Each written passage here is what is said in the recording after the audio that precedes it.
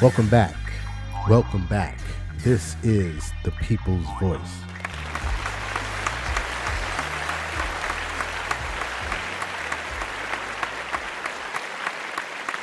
I am Trey Evans, and I am the People's Voice. Thank you again for checking out the podcast this week. As always, it is greatly appreciated. As always, we thank everyone who has taken some time to listen to this podcast today.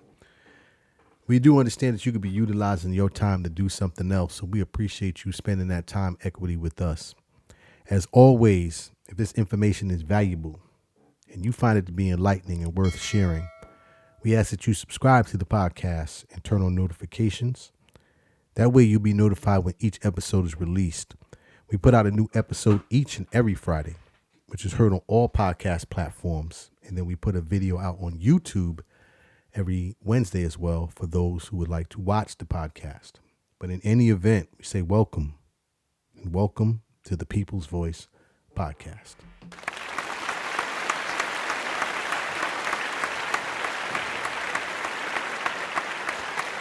So today I want to get into the topic of healthcare. And specifically, I want to talk about two aspects of healthcare. I want to talk about the profits and cost. Well, actually, that'll be three topics. I want to talk about profit, cost, and also quality of healthcare here in the United States.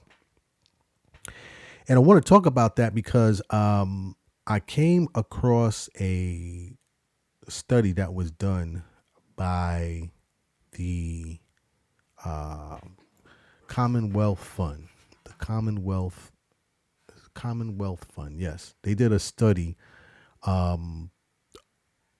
basically looking into U.S. healthcare. They did actually two studies. One came out last year and then one came out earlier this year. And the first one really was focusing on U.S. healthcare from a global perspective. And what they focused on in this particular study was the quality of healthcare or healthcare overall in comparison to what they call peer countries within the OECD. And the OECD is the Organization for Economic Cooperation and Development.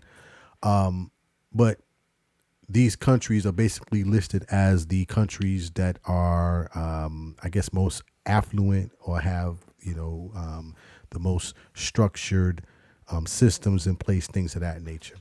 But in any event, this particular study, the first one that came out in 2023, what it looked at was the quality of healthcare and also the cost of healthcare.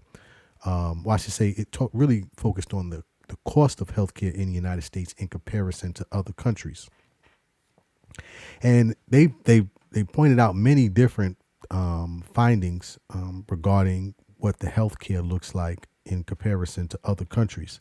Matter of fact, one of the highlights, and this is right here on their report for those of you who are watching the YouTube video, it says the U.S. has the lowest healthcare spending both per person and also as a share of GDP, continues to be far higher in the United States than in any other high income countries. Yet the U.S. is the only country that does not have universal health care coverage. And this is not, I'm not pointing that out as a push for universal health care coverage, but I am pointing that out because, for years, the perception has been that the United States has the best health care in the world. And, after I go through this, you who may have had that perception as well will probably, have a little bit of different perception because, that's what I call the marketing of America, right? That's kind of how they market America. America's, the best in this and the best in that. But when it comes to healthcare, particularly the quality of healthcare, is just not the truth. Nothing but lies. Lies. Lies. Lies. Lies. Lies. And so I'll cover that when I go through this particular study that was done here by the Commonwealth Fund. So one of the things that they pointed out, as I said, healthcare costs are highest here in the United States. In comparison to other countries, there is a graph that I'm going through from this particular study where they kind of compared the U.S. to about 11 other countries, and those countries include the UK. You also have Switzerland and France, Germany, Australia. And in this first graph that they have here, you can see, and those of you who are listening, I'm telling you that the United States has the highest cost when it comes to healthcare spending. Matter of fact, we are number one, and the second closest to us is the UK in terms of spending on healthcare. This is important to point out because, again, the what we are paying in healthcare is not translating into us being much more healthier as a society. This report goes on to highlight various aspects of cost and also of the healthcare coverage. Matter of fact, it says the U.S. is the only high-income country that does not guarantee healthcare coverage, and that's a whole nother separate subject when we start talking about access to healthcare. But even though we are spending the most money, we are not having a longer life expectancy. Here in this graph here that they talk about life expectancy, the U.S. has the lowest life expectancy amongst these countries, these peer countries here in the OECD. The U.S. is tracking in terms of life expectancy, and this data was as of 2021. The average life expectancy in terms of years from birth is 77 years. And then you compare that to Australia, who has a life expectancy of 83 years for its citizens. That's a pretty glaring mark, given the fact that when you go back to the first graph that I was just talking about, Australia spends the less or the least on healthcare compared to these other 11 countries. The U.S. spends the most, but still we don't have a longer life expectancy. And a lot of that has to do with lifestyle, right? Lifestyle and also access to foods, to access to quality foods, and also meal choices and things of that nature. Matter of fact, it says here on this same study from the Commonwealth Fund, it says avoidable mortality refers to deaths that are preventable and treatable. Preventable deaths can be avoided through effective public health measures and through primary prevention, such as nutritional diet and exercise, which continues to be a huge issue here in the United States. It goes on and it points out, many different aspects. I'm not going to go through all of them, but, it talks about infant and maternal rates. It talks about, infant and maternal death rates. It talks about rates of suicide where, we're almost, we're third highest in terms of suicides. And it goes through, many other studies. But the one that I wanted to also talk about was the obesity rate here in the United States. And the obesity rate in the United States compared to these other 11 countries is highest in the world. And once again, it plays a huge part in why we are spending so much money on healthcare, right? Because we're spending money on healthcare because we are developing so many problems because of the diet, because of the lifestyle. But here in this graph that I'm looking at, again, from the Commonwealth Fund, from their study from 2022, 2023, it says obesity is a key risk factor for chronic conditions such as diabetes, hypertension, and other cardiovascular diseases and cancers. And as you know, the two, well, you may not know, the two most common causes of death here in the United States are cardiovascular diseases and also cancers. So I'm pointing this out. Why am I pointing this out? I'm pointing this out because, again, the marketing of America has always said that we have the best this, the best that. Now, I will say in regards to that report, it did point out that in terms of the U.S., we do have the highest rates of screenings amongst those countries. I think there was one other country ahead of us.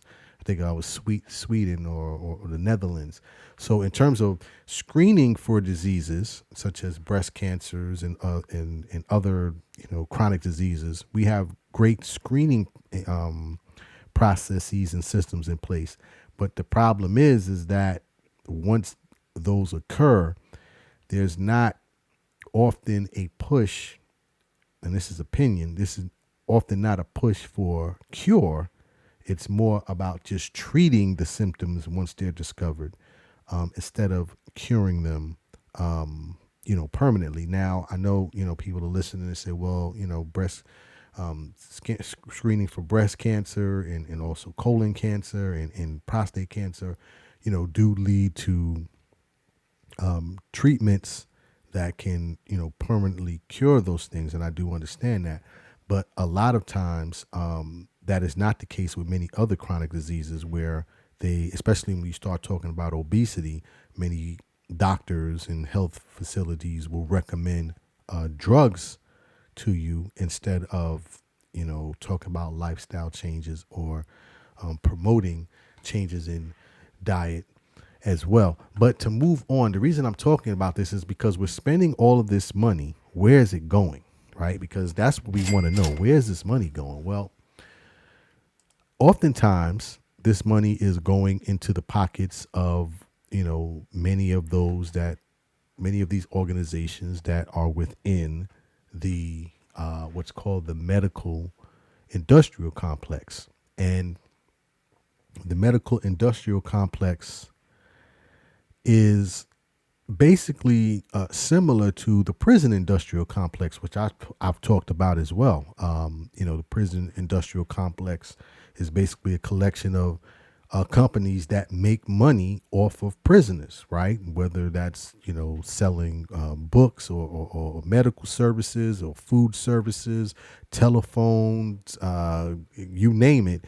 There's a whole industry that is supported by the prison system. Similar to what you see to that is also occurring in healthcare. Matter of fact, the medical industrial complex is made up of like pharmaceutical companies. You have hospitals, healthcare personnel. You have medical providers and also medical services. Matter of fact, I was looking at a graph. Where's that graph? There was a graph that kind of laid out what the medical industrial complex looks like. And, it's companies, everything from, schools and research centers, drug addiction facilities, drug testing, wheelchairs and cane providers, ventilator providers, van drivers. I mean, it just goes on and on and on. And when you start talking about what's being spent on healthcare here in the United States, you start looking at the numbers, you start asking yourself, like, what's going on here, right? Because Men lie, women lie, the numbers don't. and that leads into what I discovered in terms of, some of the salaries that are being paid to many of these CEOs that run these hospitals. There was a story done by NPR late this summer, and they highlighted that there are CEOs of nonprofit hospitals making well over $1 million or more in terms of salary.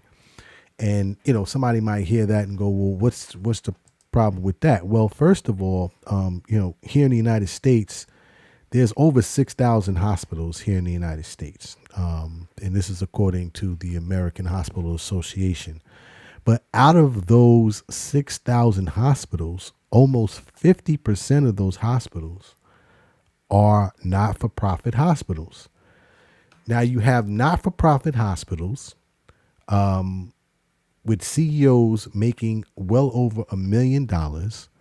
But the bigger issue is that these not for profit hospitals are not responsible for paying local, state, or federal taxes. So that means that that money that's coming in is all profit. Okay. And the problem on top of that is that this is the example of the medical industrial complex, because the healthcare system here in the United States, again, this is my opinion, is more geared towards profit than it is towards actually curing and treating people, and which goes to why so many Americans are now currently have medical debt as a result of healthcare costs. So this is a huge issue that's going on here in the United States. Just finishing up on that study from the Commonwealth Fund, they also talked about just the quality, the ranking of the healthcare system of the United States in comparison to peer countries. And this study came out in 2024. And in that ranking, the United States came basically in last place when it comes to the healthcare system overall. So in terms of access to care, the U.S. came in 10th place out of the 10 peer countries, and those countries are Australia, Canada, France, Germany, the Netherlands, New Zealand, Switzerland, the UK, and the UK as well, and Sweden. They came in last in terms of access to care, came in last place in terms of health outcomes, and then second to last place in terms of administrative efficiency and equity. Care process, we came in second, and when I say we, I'm talking about the United States of America. But nevertheless, it still is a pretty disappointing performance, given that, again, the marketing of America says that the healthcare here in the United States is the most advanced in the world, but yet the citizens themselves are not reaping the benefits of this advanced healthcare system, because not only is life expectancy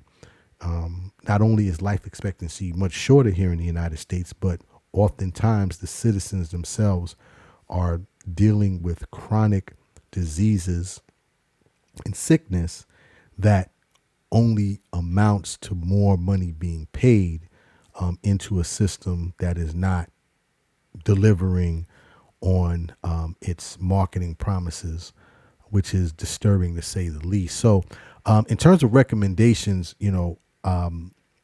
I'm a big proponent, and this is not medical advice. I'm not a medical professional, but definitely looking into changing lifestyle, seeing food, researching foods that are used more as medicines. Those are just suggestions. And of course, lifestyle has to change. You have to have diet and exercise in your life on a regular basis. And then food choices, go a long way as well. Those are just recommendations from me. Those are not, medical expert advice, but and definitely you want to, schedule as many times as you can to meet with your doctor to discuss where you're at, get your proper blood work, also any screenings and MRIs and things of that nature to see where things stand, so you can stay ahead of these things and focus more on preventative health than reactionary health. But that's my time for today. I wanted to cover this. Like I said, it was just disturbing to see that where the U.S. stands in terms of their healthcare system, and the money that's being made by some of these CEOs in these hospitals definitely needs to be looked at with a deeper look needs to happen in regards to this. And, we utilize this platform to kind of ring the alarm, get the people to wake up to see what's going on out here. And maybe this will lead to further conversations and change down the road. So, but that's my time for today. As always, if you would like to leave a comment, you can reach us on any of the social media platforms. You can reach us at the People's Voice Podcast on Instagram. And then you can reach me at I am Trey Evans on all social media platforms. But that is my time for today. So as always, dreams are not just for sleeping. Please wake up and live your dreams. My name is Trey Evans, the People's Voice. Tell somebody about the dream. Salute.